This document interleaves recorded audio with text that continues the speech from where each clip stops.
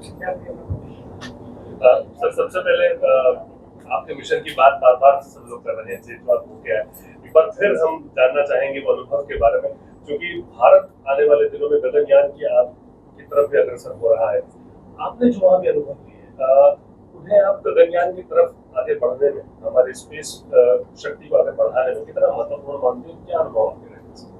मेरा जो मिशन था एक्जिम 4 मिशन, वो गगनयान जो हमारा मिशन है उसी का हिस्सा था। ये ऐसे एक मिशन में जब आप भागीदारी लेते हैं, जब आप इसका हिस्सा बनते हैं, तो बहुत सारी चीज़ें आपको सीखने को मिलती हैं। हम पहली बार कर रहे हैं, तो ये जो भी इन्फॉर्मेशन हमें मिली है ये हमारे लिए बहुत ही इम्पोर्टेंट साबित हो रही है, और ये वापस हमारे प्रोग्राम में ही अप्लाई हो रही है। तो जब से मैं वापस आया हूँ तब से यही काम चल रहा है और आगे भी चलता रहेगा कि जो कुछ भी अनुभव है, जो कुछ भी सीखा है, वो वापस हम कैसे अपने मिशन में ज़्यादा से ज़्यादा उस इन्फॉर्मेशन का यूज़ कर सकें, और इफ़ेक्टिवली हमारा जो मिशन है गगनयान, उसको हम सफलतापूर्वक प्राप्त कर सकें।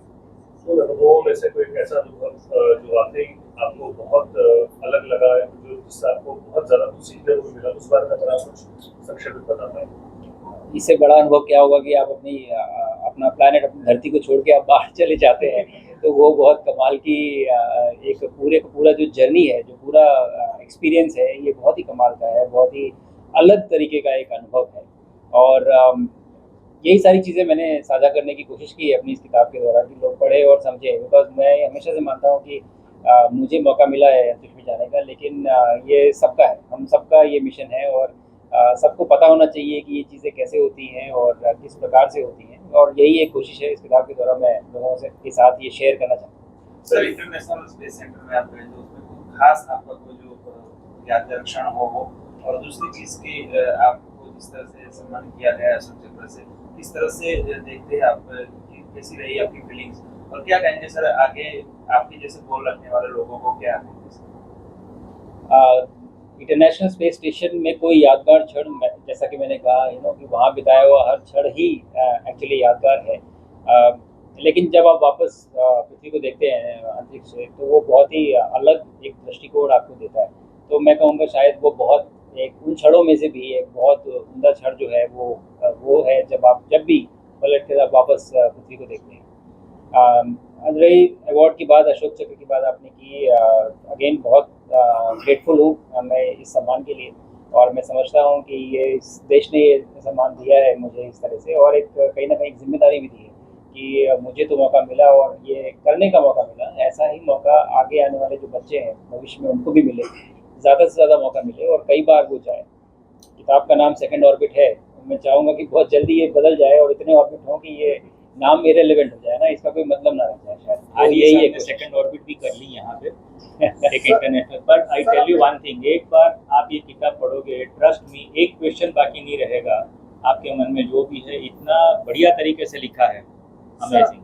सर आप एक फाइटर पायलट रहे, आपने अभी ऑलमोस्ट सारे हमारे फाइटर जेट को चलाया है, उसमें बहुत ज़्यादा चीज़ हो सकती है, और अचानक आप स्पेस में बॉडी ट्रांजिशन कैसा रहा, एक नॉन टेक्निकल लेवल पे कैसा रहा बॉडी ट्रांजिशन आपका, क्योंकि मैं समझ रहा हूँ आप सवाल पूछ रहे हैं पॉजिटिव जी से माइक्रो ग्रेविटी में अचानक से ज़ीरो जी में जब आप पहुँचते हैं, आपके शरीर को पता चलता है, शरीर में बहुत सारे बदलाव होते हैं जब आप वहाँ पहुँचते हैं।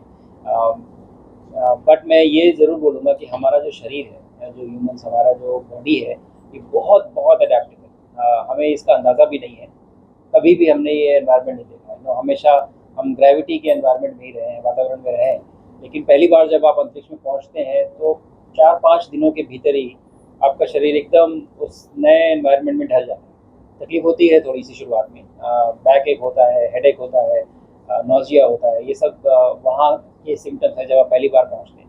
लेकिन 4-5 दिनों में, एक हफ्ते में मान लीजिए कि आप बिल्कुल अपने इस नए वातावरण के अनुकूल हो जाते हैं, आप अडेप्ट कर जाते हैं। और जब आप वापस आते हैं धरती पे, तो फिर से यही चेंज, अब आपको धरती के वातावरण में, एनवायरनमेंट में अडेप्ट करने में वो समय लगता है, 4 से 5 दिनों का समय लगता है। तो डिफिकल्ट है, चैलेंजिंग है, लेकिन पॉसिबल है ट्रेनिंग के साथ में, और जब आपको मालूम होती है चीज़ें, आप इसको कर पाते हैं।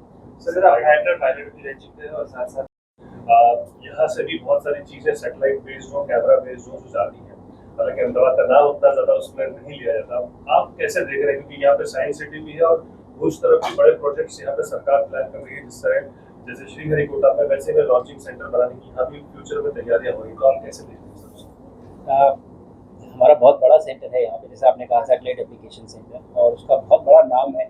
जो भी सैटेलाइट अंतरिक्ष में जाती है कुछ ना कुछ पेलोड यहीं से बन के जाता है। तो मैं इस बात से सहमत नहीं हूँ कि अहमदाबाद का नाम नहीं होता है। बहुत बड़ा नाम है अहमदाबाद का, और बहुत बड़ा एक रोल प्ले करता है ये शहर हमारे जितने भी अंतरिक्ष में मिशन जाते हैं।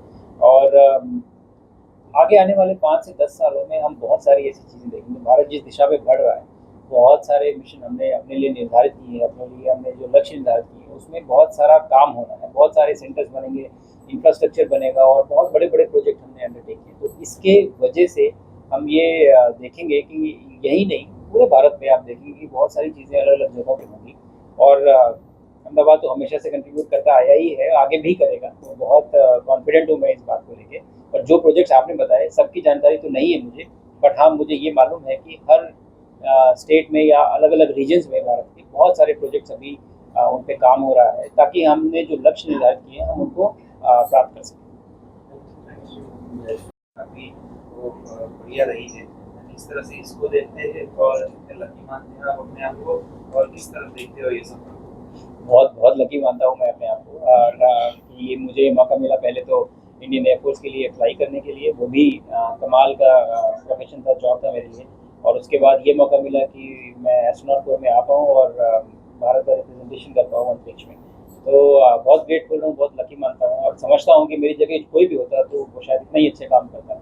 और ऐसे ही सारे बच्चों से भी यही कहूँगा कि जब आपको मौका मिले आप मेहनत करें, आगे बढ़ें, और जब कभी ऐसा मौका मिले देश का नाम रोशन करें जहाँ पे भी अपॉर्चुनिटी।